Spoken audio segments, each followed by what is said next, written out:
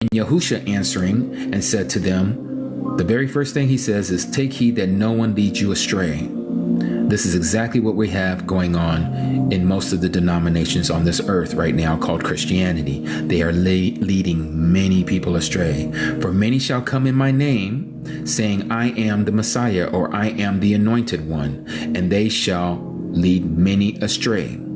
Just like the David Koreshes and some of these people in Korea that call themselves Jesus, and these other people in South. There's this other guy in Australia right now, AJ something. I was just watching a documentary on him, and he believes he's Jesus reincarnated, and he lives in Australia. Blew me away. Okay, people using the name Jesus. All right, they're saying that they're the anointed one, and you shall begin to hear of fightings and reports of fightings, and see that you are not troubled, for these have to take place, but the end is not yet.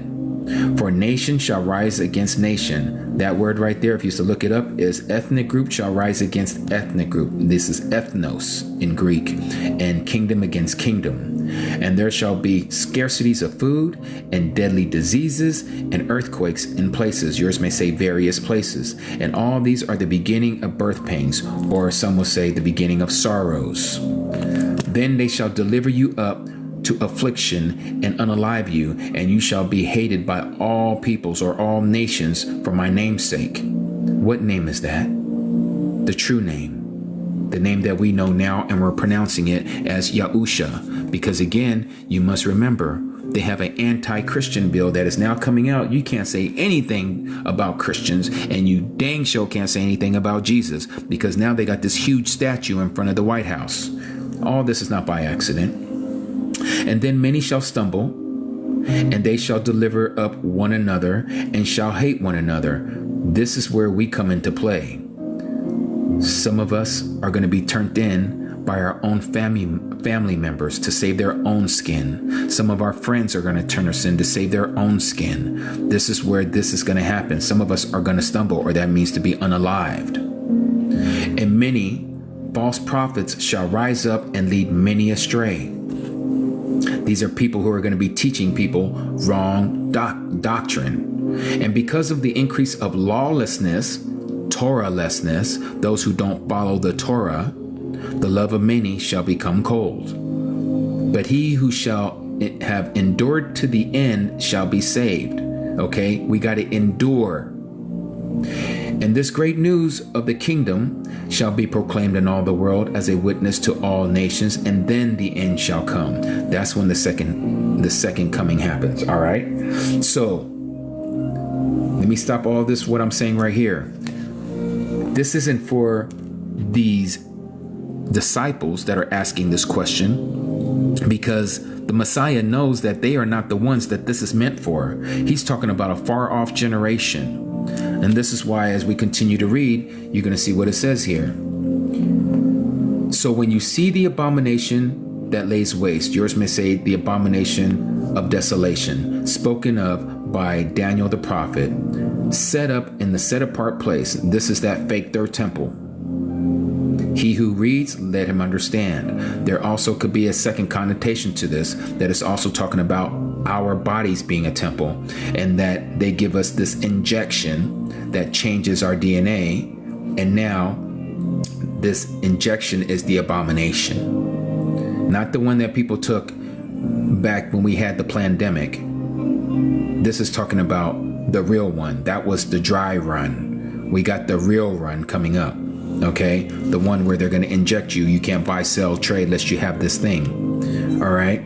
Let him who is on the housetop not come down to take whatever out of his house, and let him who is in the field not turn back to get his garments. When this happens, it's going to happen so fast that the Creator is saying, if you're not at home and you're at work, you're out in the field, which is your work, don't come back to your house to get clothes.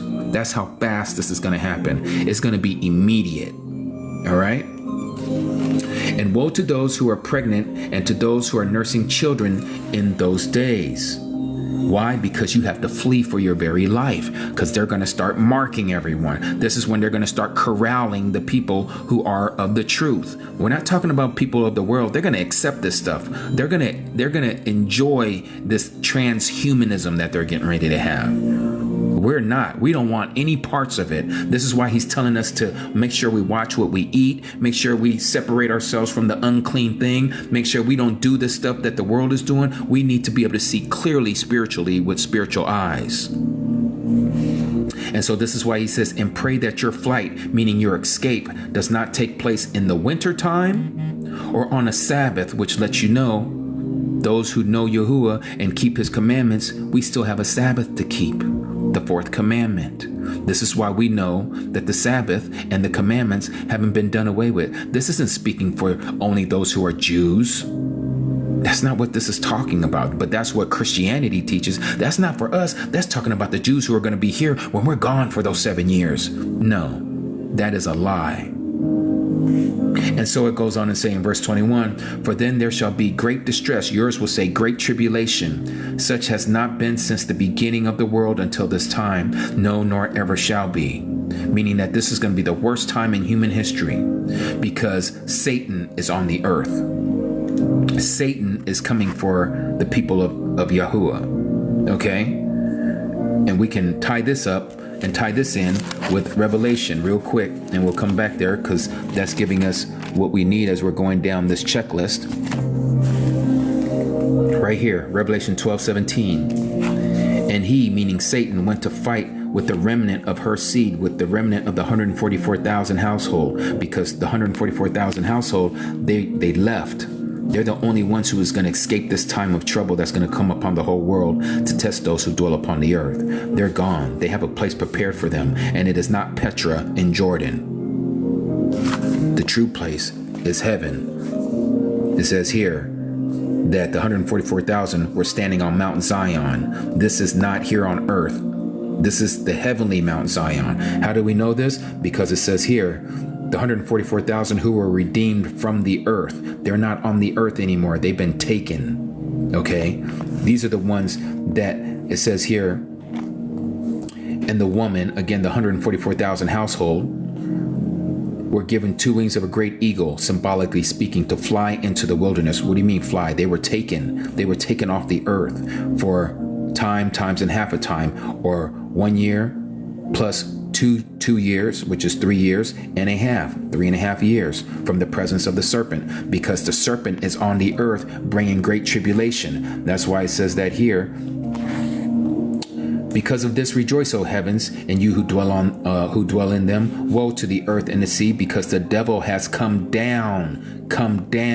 He came down from the heavens to you, having great wrath. This isn't the wrath of Yahuwah. This is the wrath of Satan, knowing that he has but a little time. This is when the great tribulation start. The great tribulation to test Yah's people, to see if they're going to stay strong and not take the mark.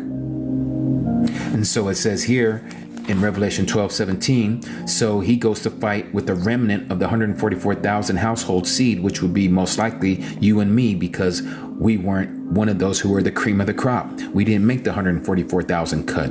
We weren't counted to be worthy to escape the things that are about to come upon this earth. So we are those who keep the commandments of Alahym, and we possess the witness or the testimony of Yahusha, the Messiah. That is the Old Testament, the commandments of Alahym, and possess the witness or the testimony of Yahusha, the New Testament. We are a full Bible believer.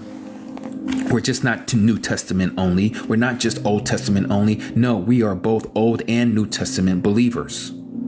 One person believing in both things, the old and the new. Like I said earlier, the New Testament has to be validated by the Old Testament. The New Testament cannot stand on its own. It cannot stand on its own. Everything that's in the New Testament has to line up with the Old Testament. That's what gives the New Testament its validity. The same thing with the Apocryphas. If the Apocryphas does not line up with the Old Testament, it does not have validity to it. So some of these Gnostic Gospels, you can't line it up with the Old Testament. Throw it away.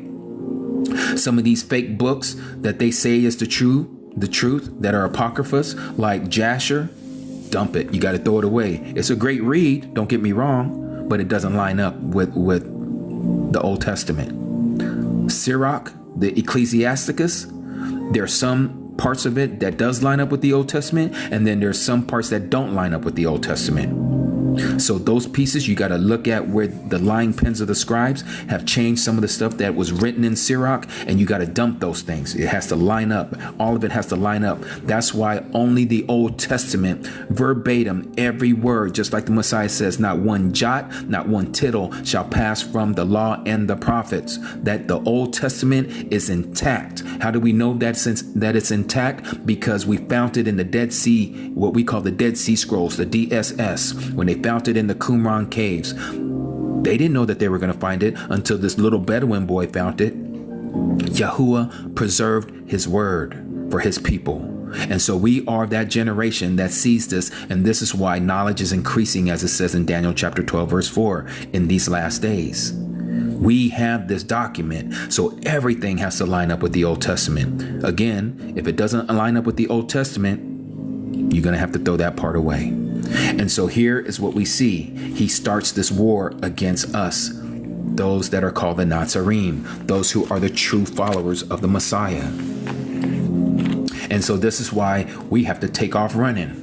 We have to flee, because this is going to be a time like no other time ever in the history of man. And if those days were not shortened, meaning the Great Tribulation days, no flesh would be saved. That probably has a two-part to it.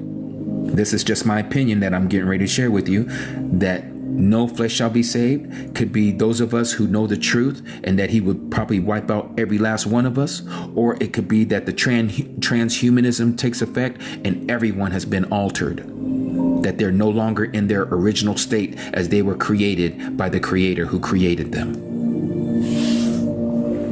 And so this is why it says, but for the sake of the chosen ones, you and me, the elect ones, not Israel, as you know, those over there that we were talking about, the Jewish people. No, this has nothing to do with them. This has to do with us who believe the Old and the New Testament. Those of us who hold on to the commandments of Alahym and who have the testimony of the Messiah in our mouth. That's who it's talking about. For them, those days shall be shortened. So if anyone says to you then, look, here is the Messiah, or there, do not believe, because they are going to fake a second coming. How are they going to do that? I have no idea. Could it be Project Blue Beam? Probably. Could it actually be the fallen one coming down in the form of Jared Kushner? Probably. All we know is that we can't pass nothing by Satan, because Satan has all kinds of lying signs and wonders. And so it says, for false messiahs and false prophets shall arise, and they shall show great signs and wonders. Notice that. So as to lead astray, if possible, even the very elect, or the chosen ones, as it says here. Your translation would say, even the very elect. That big word right there, the I to the F, if possible, meaning that it's not possible.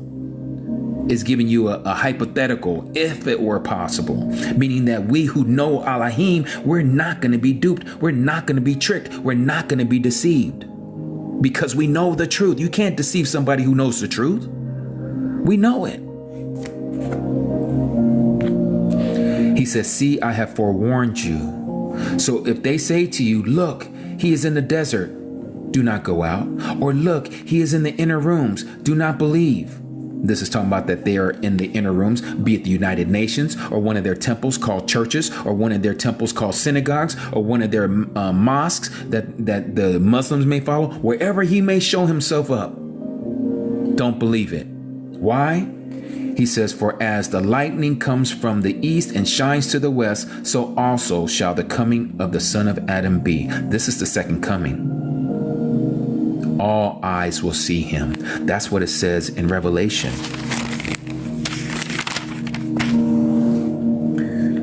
See, chapter 1, verse 7. See, he is coming with the clouds, and every eye shall see him, even they who pierced him, meaning us, the true Jews, the ones that said, let his blood be on us and our children. And this is why he says, oh, Jerusalem, if only you have known the time of your visitation. And it says, and all the tribes of the earth shall mourn because of him. Why? because they've realized they've been deceived. They're going to be crying and boo-hooing because they thought that the Messiah has already come. Nope, that was the false Messiah. That was the fake Messiah. That's why it says if it were possible, even the very elect could be deceived. If it was possible, even the chosen ones. We could all fall unto this thing, but we're not. And so that's why he says that as the lightning shines from the east and even to the west, so shall the coming of the Son of Adam be, because every eye will see him. That's another reason why you know we're on a flat earth. Let me show you what I'm talking about. Let me grab me a little thing here. Hopefully my dogs don't see it. Let's just imagine that this is the globe. Okay? Let me get this doggy hair off of here. That's my shepherd. Her hair. Let's imagine this to be the earth. I don't care how big Yahuwah is. You can't see his physical presence on this side of the earth. There's a side, if the earth is a globe, that every eye shall not see him. Remember, he says, as the lightning shines to the east and even unto the west, so shall the coming of the Son of Adam be. And it says that every eye shall see him. When he cracks that sky, the whole earth will see him at the same time. Again, you can't see the other side of this ball, the other side of this earth. This is why we know that the earth is flat. Because when he cracks that dome that's over the earth, everyone is going to see that piercing light that's coming in through the darkness, and they're all going to see him.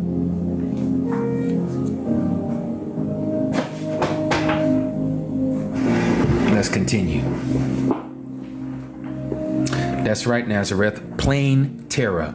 It's the reason why they added a T to the word plane.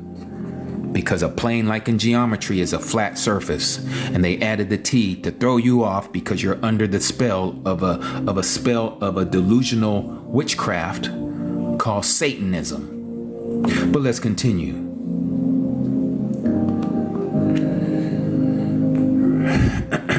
It is flat earth, Redfoot. It really is. All you have to do is read Enoch, and you'll see for yourself there in chapter 72 of Enoch. And so again, every eye shall see him. For wherever the body is, there the vultures shall be gathered together. All these dead bodies. This is going to be what we know as the battle at Armageddon. And it says, and immediately after the distress of those days, notice that those of you who are Christians who don't believe this, that you're going to be gone in this pre-tribulation secret rapture. Nope. It says immediately after the distress of those days, the sun shall be darkened, and the moon shall not give its light, and the stars shall fall from heaven, and the powers of the heavens shall be shaken. And then the sign of the Son of Adam shall appear in the heaven, and then all the tribes of the earth shall mourn, and they shall see the Son of Adam coming on the clouds of the heaven with power and much esteem. And he, meaning the Messiah, shall send his messengers with a great sound of a trumpet. A trumpet. And they shall gather together his elect, or his chosen ones, from the four winds, or from the four cardinal directions, north, south, east, and west, from one end of heavens to the other. Let me show you that in the King James Version. Sometimes you have to see into this whole thing about the trumpet. Well, I'll open right up to it. Verse 29, chapter 24. Notice what it says here. Immediately after the tribulation. What tribulation? Verse 21. For then there shall be great tribulation, such as was not since the beginning of the world to this time, no, nor ever shall be. That tribulation. So immediately after the great tribulation. Even though it doesn't say great here, this is that tribulation. Of those days shall the sun be darkened, and the moon shall not give her light, and the stars shall fall from heaven, and the powers of the heaven shall be shaken. And then shall appear the sign of the Son of Man in heaven, and then all the tribes of the earth shall mourn. And they shall see the Son of Adam coming in the clouds of the heaven with power and great esteem. And he, meaning the Messiah, shall send his angels with a great sound of a trumpet, and they shall gather together his elect. That's you and me. That's not just the Jews. That's not the 144,000. The 144,000 are gone already. They're the only ones that will not be here at this time. And they shall gather them for the four winds from one end of the heaven to the other. Now let's concentrate on this word called a trumpet. Notice that the Messiah is coming back, and there's the sound of a trumpet. Let's go to 1 Corinthians chapter 15, verse 51. Behold, I show you a mystery. We shall not all sleep, but we shall all be changed in a moment, in the twinkling of an eye, at the last trumpet. For the trumpet shall sound, and the dead shall be raised incorruptible, and we shall be changed. For this corruptible must put on incorruption, and this mortal must put on immortality. So when this corruptible shall be put on incorruption, and this mortal shall have put on immortality, then shall be brought to pass the saying that is written, Death is swallowed up in victory. O death, where is your sting? O grave, where is your victory? The sting of death is sin, and the strength of the sin is the law, is the Torah. Again, the trumpet, the last trumpet.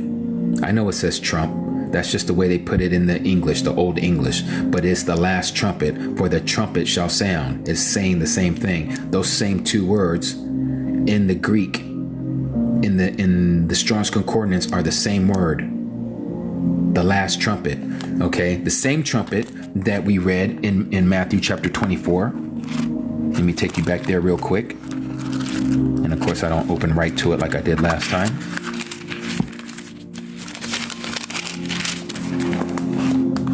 The same trumpet that we read about here, where it says, and he, which is the Messiah, shall send his angels with the great sound of a trumpet, and they shall gather his elect from the four winds, from one end of the heaven to the other. It's the same trumpet that you read here in verse 52.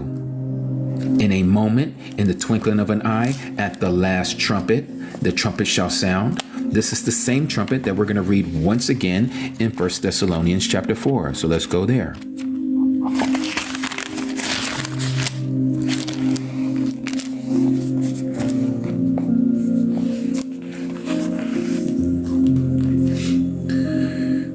Verse 15, chapter 4, verse 15, for this we say unto you by the word of Yahuwah, that we which are alive and remain unto the coming of Yahuwah, that is the Master, shall not prevent or go before them which are asleep, that is those that are in the grave.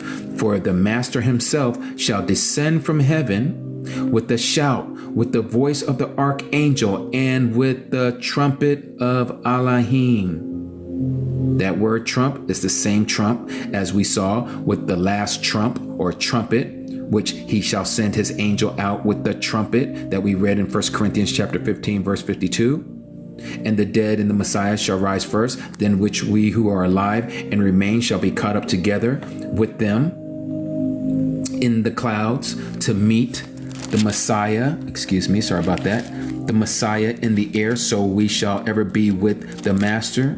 Wherefore comfort one another with these words. And again, let's put it all together. What is the last trumpet? What is the great sound of the trumpet? What is this trumpet of Alahym? What are these three things? There's only 7 trumpets. And the very last trumpet is the 7th trumpet. So now we're going to go to Revelation, where we find the last trumpet. And what do you know? It talks about a resurrection. Again, your pastors and preachers and eschatological teachers have lied to you about there's 2 different comings. One is the rapture and the other one is the second coming. coming, they tell you that they're two different events. No, they're not. The last trumpet is the seventh trumpet. The seventh trumpet is the last trumpet. The seventh trumpet is the trumpet of Alahym. It is the great sound of the trumpet. It's the last trumpet. It's the last trumpet. If you don't want to believe it, you will find out for yourself on that day. Revelation chapter 11. Let's read it.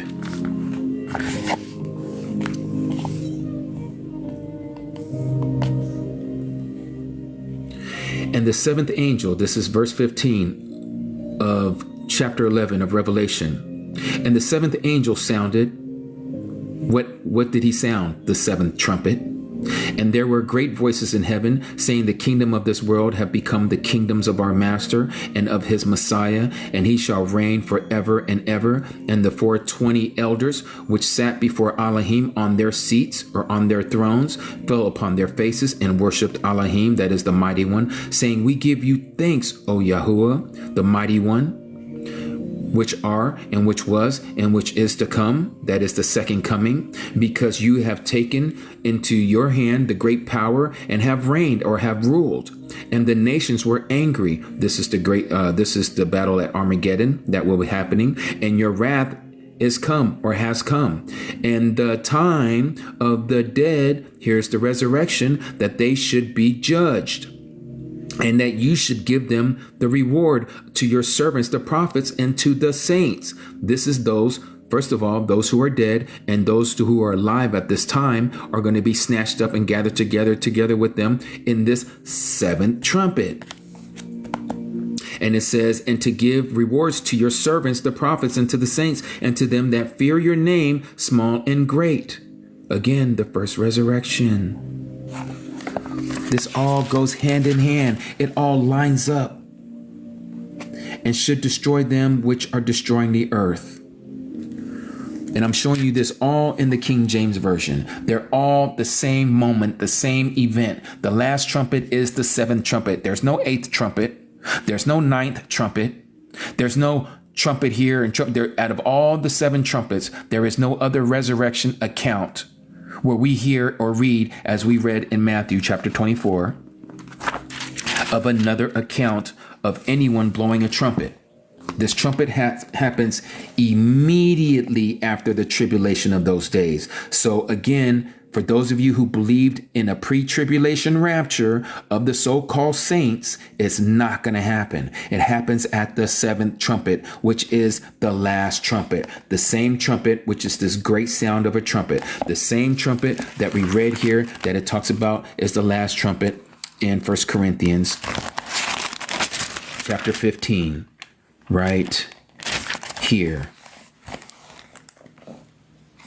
52.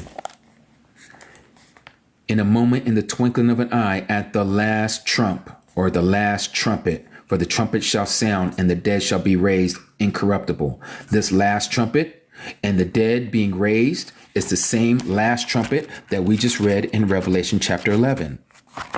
This is not by accident. These are not two different events as you have been taught, because they want to stick, and their pride and their boastfulness is so strong that they don't want to be corrected. But here it is right in front of your face. And it says here, because the time of the dead, that they should be judged. This is talking about those who are of the righteous. The righteous ones are being resurrected, and you shall give the reward unto your servants, the prophets, and to the saints. Because we know that the other dead do not come to life again until after the 1,000 years, just like we read here in Revelation chapter 20. Let's read that. Verse 4. And I saw thrones, and they who sat upon them, and judgment was given unto them. And I saw the souls of them who were beheaded for the witness of the Messiah, Yahusha, and for the word of Alahym. That's the Old Testament. So you have the New Testament, the testimony of Yahusha, and the word of Alahym. That's the Old Testament, which had not worshipped the beast, neither his image, neither have received his mark upon their foreheads or in their hands. And they lived and reigned with the Messiah 1,000 years.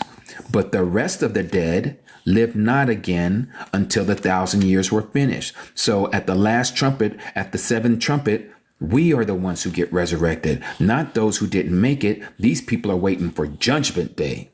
They are destined to the lake of fire. And so this is why it says this is the first resurrection. It says what? Baruch, or set apart, are those, and he that has part in the first resurrection. On such the second death has no power, but they shall be priests of the mighty one and the Messiah, and shall reign with him 1,000 years. So again, we see that they are the ones who are going to be thrown into the lake of fire. And this is why it says this here. And death and hell were casted into the lake of fire. This is the second death. This does have no power over us because we were part of the first resurrection. The second death has no power over us, because what did Paul say? What did Shaul say in 1 Corinthians chapter 15? We who have corruption are going to put on incorruption. We take off this mortality and we put on immortality. We no longer are tested. We are now ruling and reigning with the Messiah, and we will dwell with him forever and ever, a day without no end. Hallelujah, Yahuwah. So that is the second coming. I hope that made sense to you guys.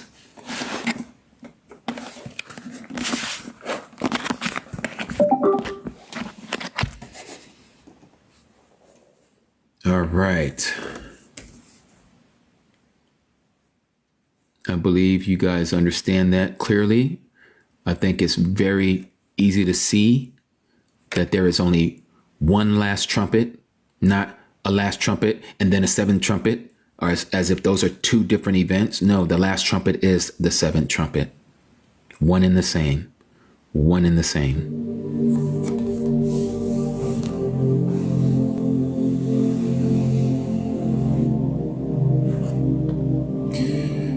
Sweet cashmere dreams. Forgive me for my lack of knowledge, but if people got the thing, it's the mark. No, sweet cashmere, that was the dry run.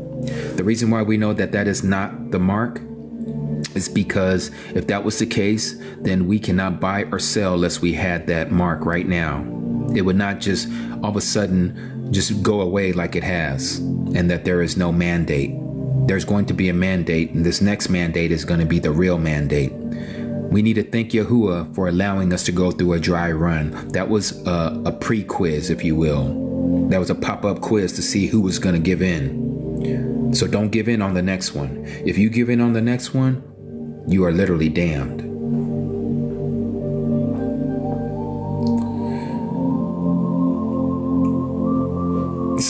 Again, people can think what it is, but just know that whatever it is, when that time comes, you cannot buy or sell lest you have that mark.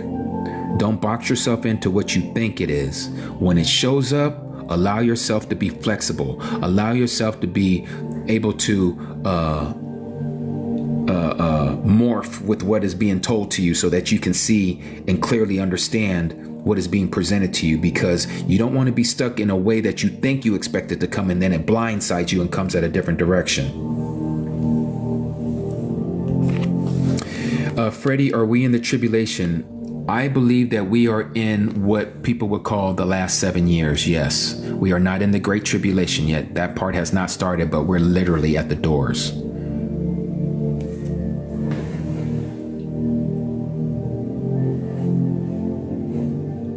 Yeah, young warrior, that's another one. Again, it's going to come out. It's going to let us know. It has a lot of, I believe it's going to be part of it, the global ID.